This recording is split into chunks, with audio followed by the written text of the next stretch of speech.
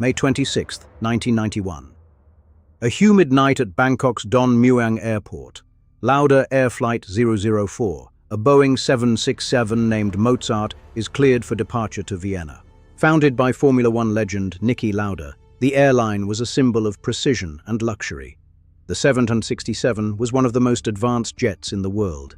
Lauda was more than an owner. He was a pilot himself, known for the same technical obsession that earned him 3 world championships on the track. In the cockpit were Captain Thomas Welch and First Officer Joseph Thurner. With over 17,000 hours of flight time between them, they were masters of their craft. 5 minutes after takeoff, the jet is climbing through 24,000 feet. The flight is routine, until a cryptic warning appears on the pilot's display. The message indicates a potential problem with the left engine's thrust reverser, but the manual says no action is required. Believing it is a glitch, they continue. Suddenly, at 24,000 feet, the left engine's thrust reverser deploys on its own. The aerodynamic consequences are immediate and catastrophic. The blast of air disrupts the lift over the wing. Within seconds, the aircraft rolls 90 degrees and plunges into a supersonic dive. Falling at Mach 0.99, the structural limits of the Mozart are exceeded. The aircraft disintegrates before it ever hits the ground. The remains of Flight 004 rain down over Phu Toi National Park. 223 lives are lost. It is the deadliest aviation disaster in Thai history. The fragmentation is total. Responders find that the jet has been reduced to thousands of small pieces, making the forensic task almost impossible. Niki Lauda arrives at the site and is horrified by what he sees. He realizes immediately that this wasn't just an accident, it was a failure of the machine. Boeing and the FAA initially claim the jet should have been controllable.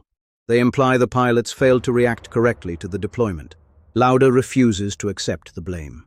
He travels to London to test the scenario in a Boeing simulator, attempting the recovery 15 times. In every instance, the aircraft crashes within seconds. Lauda proves that no human could have saved the Mozart under those conditions. Lauda issues a public ultimatum. If Boeing thinks the plane is safe, they should fly it and deploy the reverser themselves. Boeing finally admits the truth. The manufacturer admits that recovery from a high-speed deployment was impossible. The blame is lifted from the crew and shifted to the design. The disaster leads to a global safety mandate.